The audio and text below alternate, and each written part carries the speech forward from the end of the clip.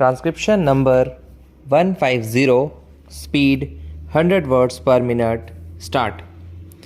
Sir, I am mostly in agreement with almost all the principles that the Honorable Prime Minister has enunciated this morning, and yet I beg to submit that from the point of view of logic, I do arrive at the same conclusion as the Prime Minister has done.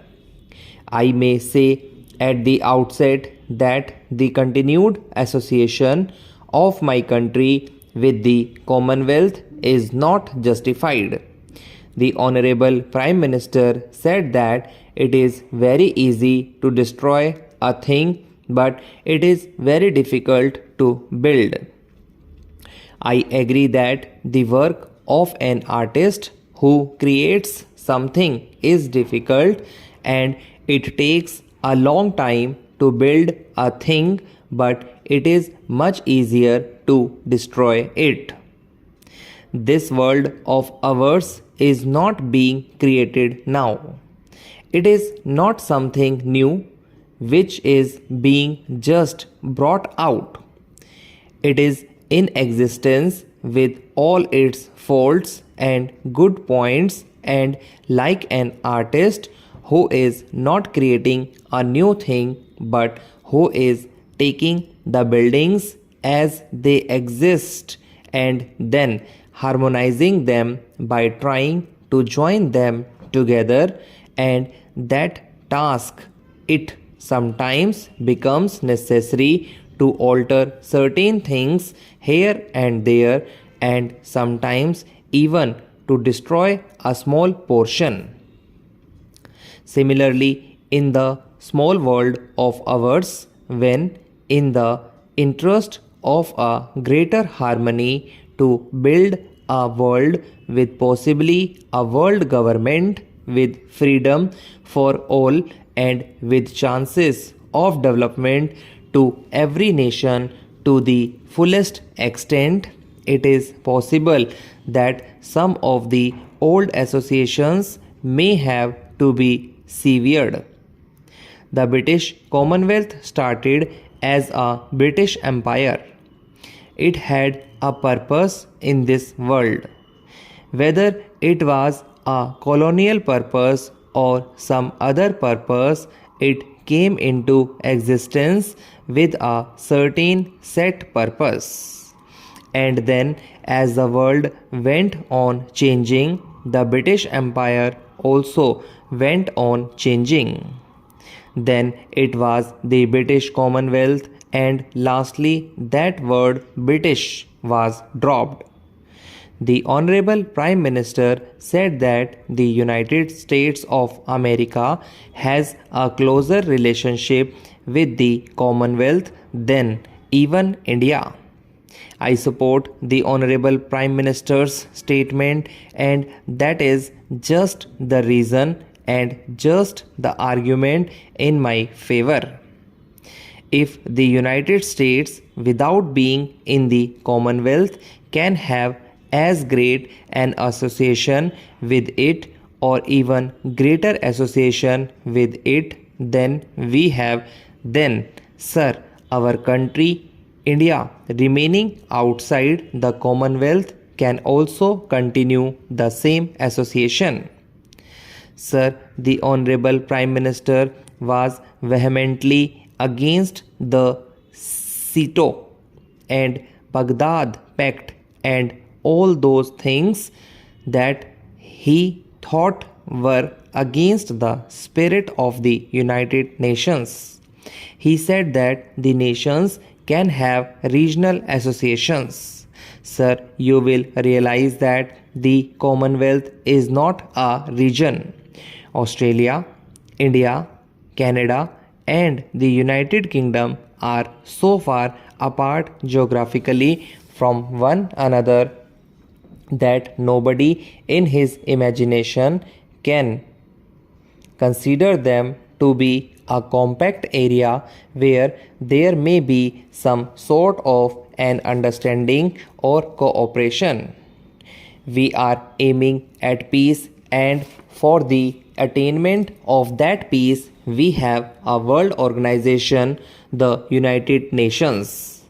Do you think that the formation of pacts or groups or associations helps in the development, better organization and control of the United Nations? On the other hand, these petty association, pacts and treaties retard the influence of the United Nations. I submit that these associations defeat the whole purpose of the United Nations. Therefore, if every nation tries a little to break down the small and narrow associations in the larger interests of developing that greater association of United Nations, it is a step in the right direction. Sir, I come to a few mundane matters. We have our trade relations largely with the United Kingdom. If you see the structure of our import and export trade, you will find that a large part of export goes to the United Kingdom and a large part of our imports comes from the United Kingdom.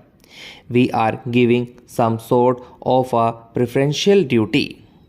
That preferential duty creates problems for us.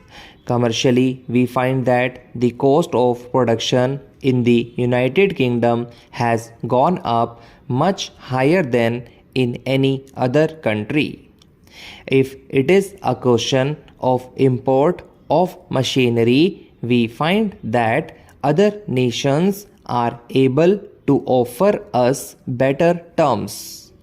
If it is a matter of our export trade, we find that other nations are able to offer us better prices. Think this link will with the Commonwealth acts contrary to our interests. Our sterling balances were linked up with the sterling. Sir, you know that in 1988 the sterling was worth about $5. Then the sterling was devalued to $2.80. The value of the pound came down by nearly 40%.